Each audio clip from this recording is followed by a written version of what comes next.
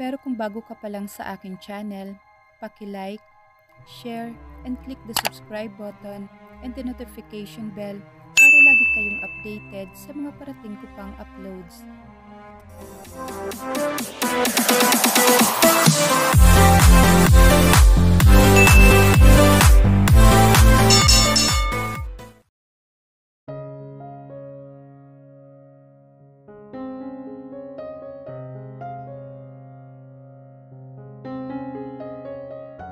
Titig na titig ako kay Rom na naglalaro sa cellphone ng ama nito habang kumakain ito ng ice cream at kumakalat sa mukha na ang kinain nitong ice cream. So, what's the surprising call? At nangangailangan ka ng kausap. Wala ka bang duty at andito ka para makita lang si Rom na kumakain? Alam kong nagbibiro lang si Harold kaya napatawa ako sa sinasabi niya. Hindi ko alam paano ko sasabihin kay Harold ang lahat. Where's Aya? Bigla ay nagbago ang timpla ng mukha nito at napangiti ako. Unless you wanted that wish? Kulang nito para hindi marinig ni Rom. No, gusto ko kasing uminom at alam mo namang bawal dalhin ang anak mo. Anyway, Rom is their second child. O diba? Ang bilis lang nito makabuo ng supling. Hindi nalala yung edad ni Rom sa bata na nasa bahay. She called him Alejo so I assumed that it was his name. Oh, papunta na si Aya dito kasama sa Gia. Bakit parang seryoso mo? Mag-aasawa ka na ba ulit? Napatawa ako sa sinasabi niya as if, stop joking. Love! Kaagad na palingon si Harold sa babaeng kakapasok lang at hawak kamay nito ang batang maldita na si Gia. Well, that's a compliment na maldita si Gia. I've never seen such a kid na marami ng alam kaagad paano protektahan ang sarili sa mga taong nananakit sa kanya. She's a bright kid. Gusto ko rin magkaanak ng babae. Mami! Napatingin ako kay Rom na masayang sumalubong sa ina nito at kinarga naman ito kaagad ni Aya. Love, huwag ka masyadong magpapagabi at pinapakain mo na naman ng ice cream ang bata.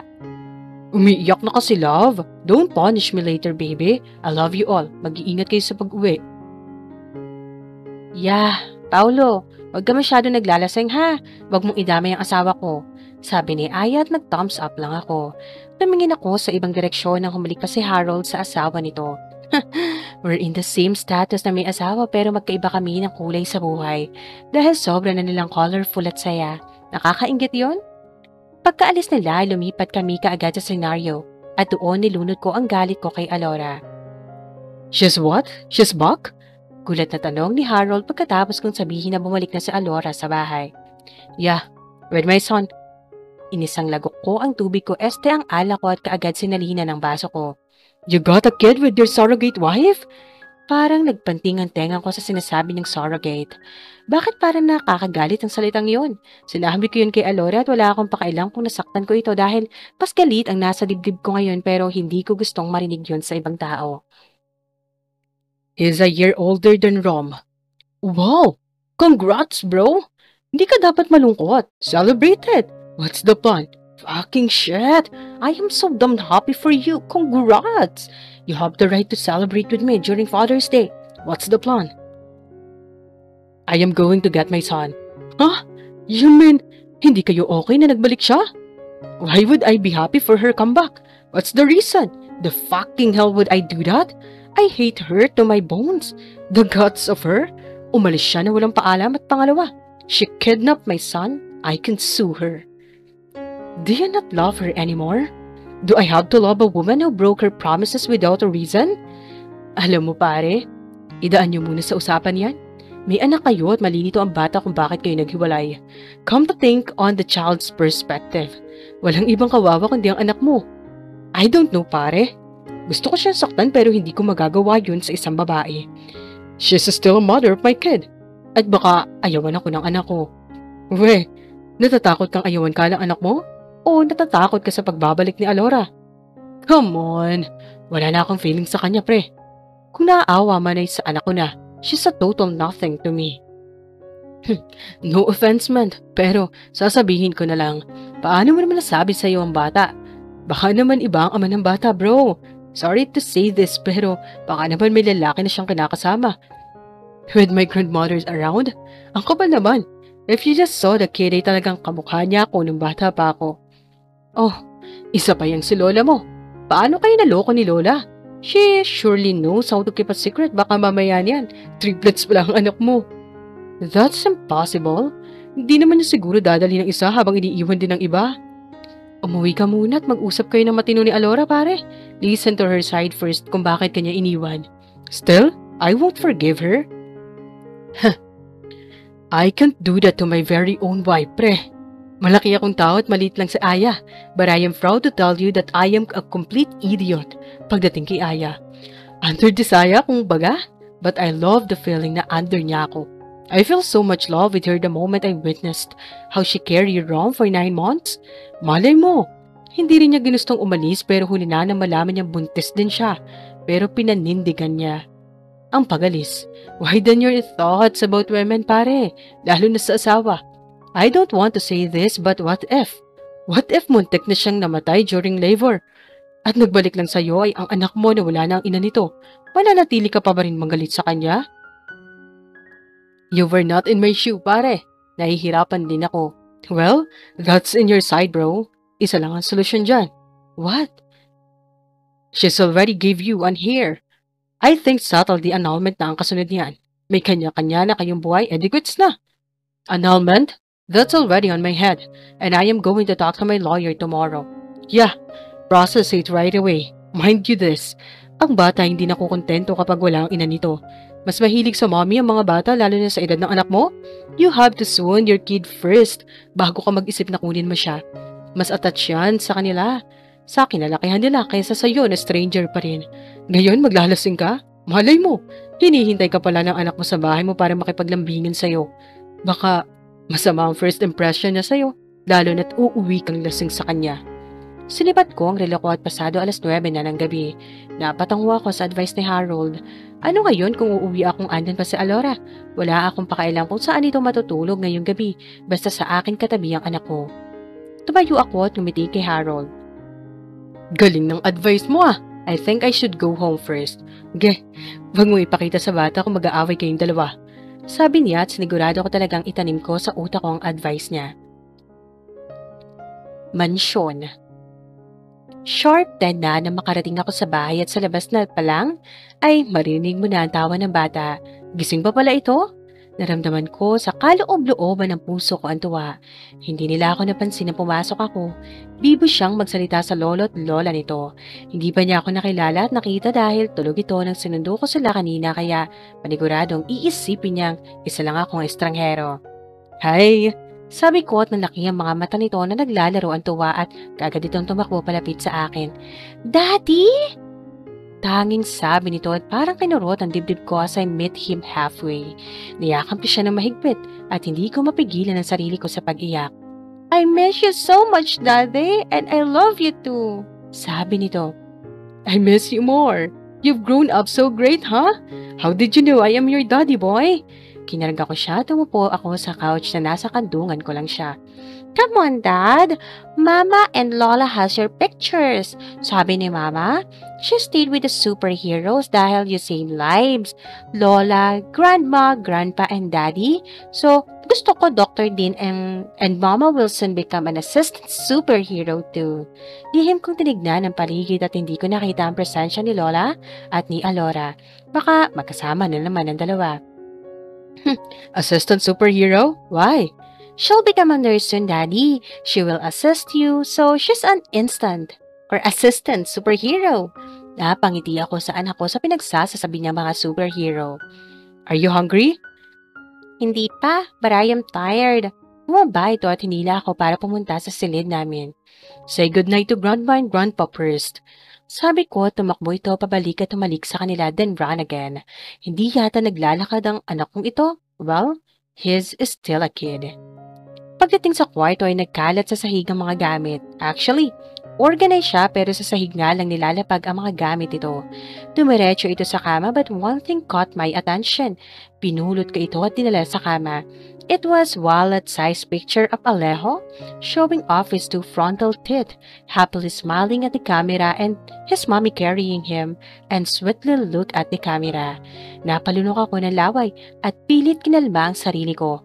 Medyo gabi na at hindi ko napansin ang ina nito. Nagtatago nga ito sa palda ni Lola. Son, what's your full name? I'm Alejo Madrigal Corpus Benitez, and I am 3 years old, and I live in Seattle. Do you want to stay here with Daddy? Of course, Daddy. I'm sure Mama will be too happy to hear that. Wala naman sigurong masama kung itatanong ko sa anak ko ang posibilidad, di ba?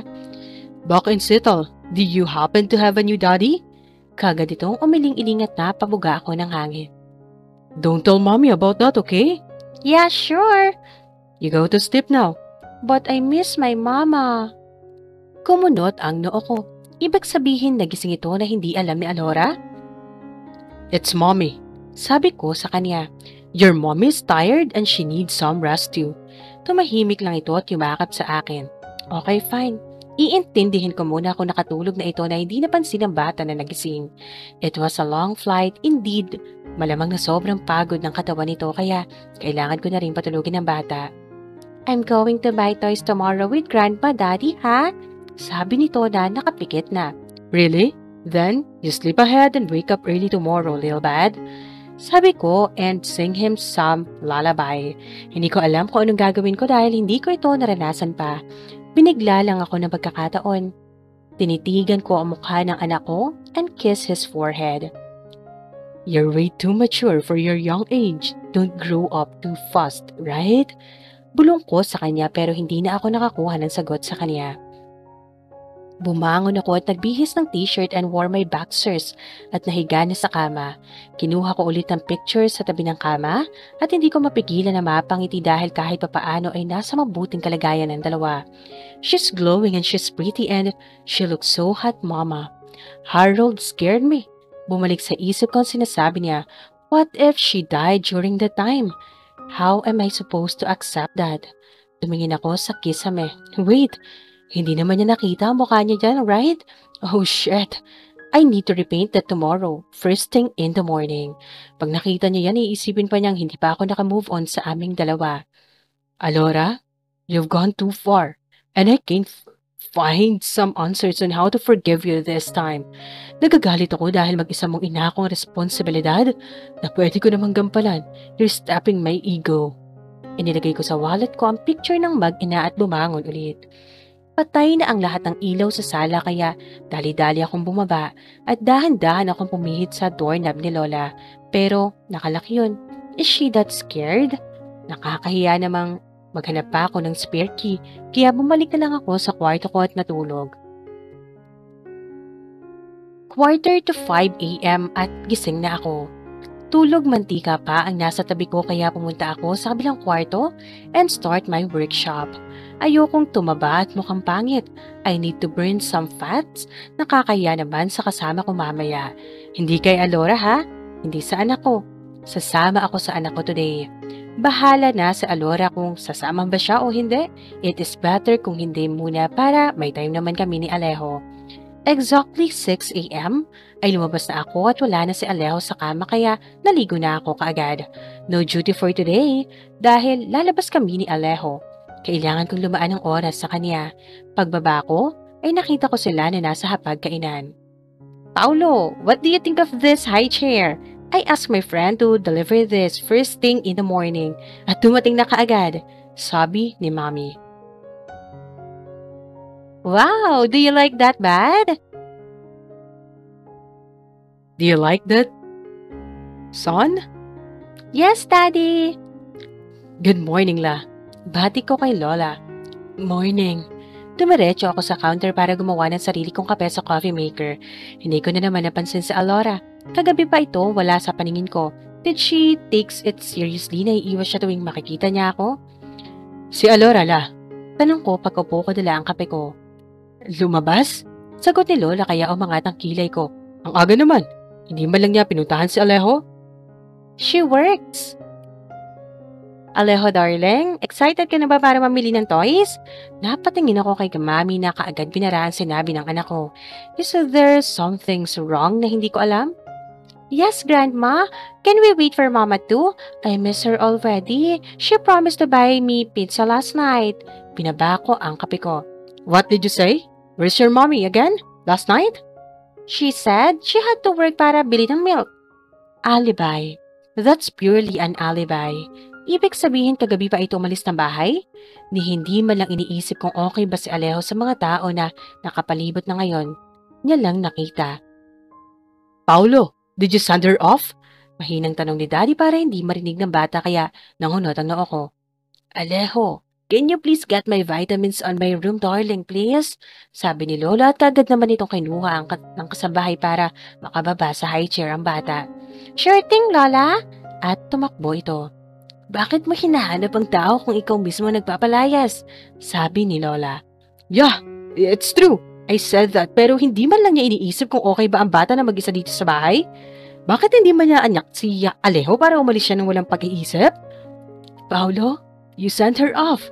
Hindi mo man lang iniisip na delikado na sa labas ng subdivision? At least man lang, pinatulog mo yung ina ng anak mo dahil sobrang layo ng biyahe nila. Nakakapagod kaya yun. Saan ko hahanapin si Alora ngayon? Paano ko napahamak ito sa daan kagabi? Paano kung may sira ulong? No. Kagad akong tumayo at pumanhik. Sa loob ng kwarto ay wala nga doon ang maleta na nakita ko kahapon. Paulo, lumingon ako at nakita ko si Mami na may dalang brown envelope. What's that? Kaagad kong binuksan ang envelope at hindi ako bobo para hindi maintindihan ang laman nun. Para saan to? Son, listen. I know you. Hindi mo magugustuhan ang ginawa ko pero I am protecting you. I sent her off last night at wag mo na siyang hanapin. Look, nasa atin ang anak mo. Wait, Ma, anong sabi mo? Pinalayas mo siya kagabi? Hindi mo man lang iniisip kung ano mararamdaman ng anak ko kung wala ang nakasanayan nitong kasama sa bahay? Saan mo siya dinala? Paulo, please. Ma, this is my dumb problem. Bakit ka nakikisaw-saw? Sapo ang mukha ko nang bigla ako sinampal ng ina ko dahil sa sagot ko. As much as I wanted her to stay, pero hindi. Ayoko nasasaktan ka dahil sa kanya dahil iniwan ka niya. Alam mo ba kung anong naging karanasan mo nang bigla siya naglayas noon? Ayoko maulit yun. Higit sa lahat, ayoko makita ng apo ko na nag-aaway kayo dito sa bahay. So I have to send her off para hindi tayo nag-aaway dito. It's my own problem to deal with, Ma. Ako lang ang dapat nagpaparusa sa kanya, hindi kayo. Paulo, do you think papayag ako na ganyan ka? Lalayo ang loob ng anak mo sa'yo kapag mapansin niyang inaaway ang mami mo. Mami niya dito. What? Ma, Gracia!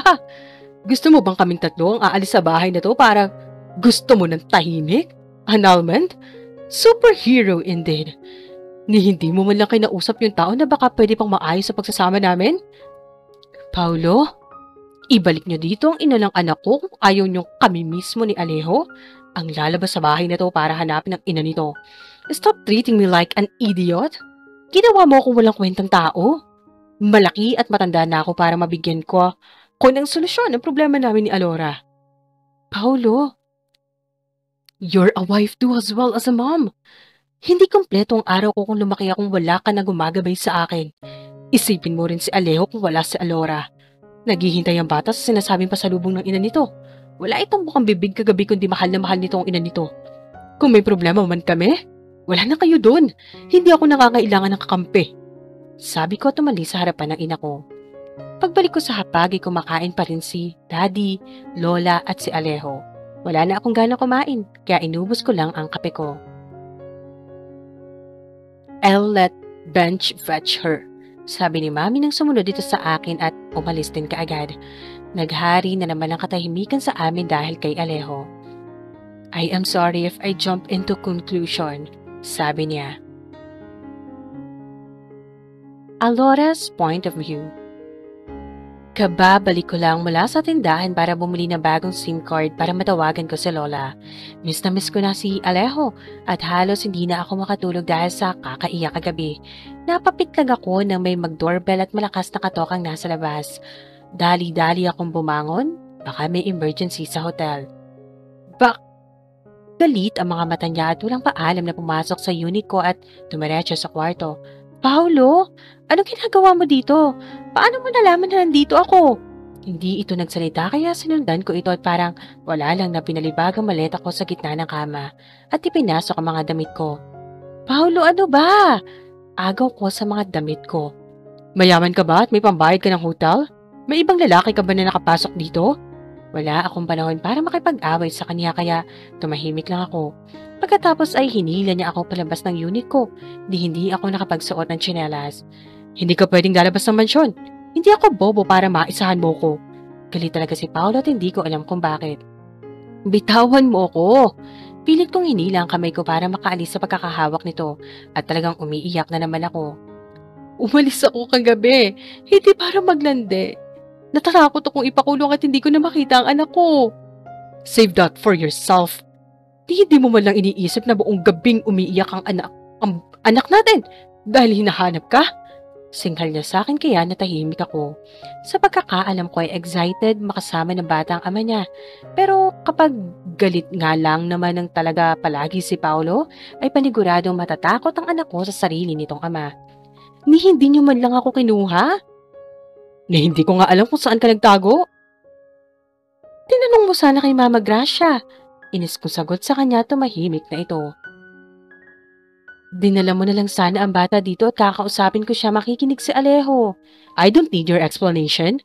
Ang kailangan ko ay magpapakalma sa bata. Pagbaba namin ay hindi ko na pinansin ang mga tao na nakatingin sa akin na walang sapin sa paa at wala akong pakialam. Nag-aalala ako para sa anak ko baka napaano na ito. Tahimik lang din kami lulan sa sasakyan. Daming pumasok sa isip ko. Isa na doon? Kung anong masasabi ni Mama Gracia kapag nakita niya akong bumalik. Bahala na si Batman. Basta pinilit akong umuwi ni Paolo kahit sinasabi kong dalhin na lang sa akin ang anak ko. Bibili muna ako ng pizza. Nangako ako sa kanya na papasalubungan ko siya. Sabi ko at bigla itong lumago sa may kanto at after 5 minutes ay huminto kami sa isang pizza shop kaya agad kong binuksan ang pintuan pero nakalaki yun. Paolo, buksan mo ang pintuan. Lalabas kang nakapaa? Nakapajama? Magulo ang buhok at wala pang hilamos? Ano ngayon? Lumabas nga ako kanina para bumili ng SIM card. Sabi ko at inarapan lang ako nito at bumaba. Ano ngayon? Lumabas nga ako kanina para bumili ng SIM card. Para akong nainis sa sinasabi niya. Bakit naman niya kailangan lumabas ng ganun ang suot niya? Okay, fine. Nakapajama siya pero naka-fitted sando siya. Nagpapainggit ba siya sa ibang lalaki? Lalaki lang din ako at masasabi ko na parang hindi galing dun si Alejo sa tiyan niya. Pagdating namin sa bahay ay nasa labas ang bata at nakikipaglaro ng habol-habulan sa isang batang babae. Anak yun ni Jing na dinadala nito kapag Sabado. Tahimik lang na bumaba si Alora bitbit ang 2 box ng pizza at lumapit ito sa bata. Andito lang ako sa loob at pinagmasdan ng 3 nilalang na masayang nagyayakapan. Dom, parang magkapatid lang yata ang dalawa. For 4 years, malaki na ang pinagbago nito. She became a hot and sexy woman. Bakit bagay sa kanya ang ash gray na kulay hanggang bewang nitong buhok na ewan ko kung pinasadya bang pinakulot ang dulo ng buhok nito. Lalo itong pumuti. Fuck it, Paolo. Shut the fuck up. Hindi mo naman siya pinagdanasahan, diba? Shit, I do. Bago pa ako makapag-isip na masama ay lumabas na ako at kinuha ang maleta nito. Kami na po, sir. Sabi ng 2 kasambahay. Sa guest room po ba ito, sir? No. Sa kwarto namin. Maya-maya ay pumasok ang 3 at kumain ng pizza sa kusina. Nakikinig lang ako dito sa may hagdan kung saan makikita ko. Miss nga siguro ang ina dahil kumandong pa talaga ito sa ina nito at binibida sa batang babae. Fluent naman palang magtagalog ang anak ko at nakikipagsukatan pa ako ng Ingles. Baka lang naman hindi niya maintindihan.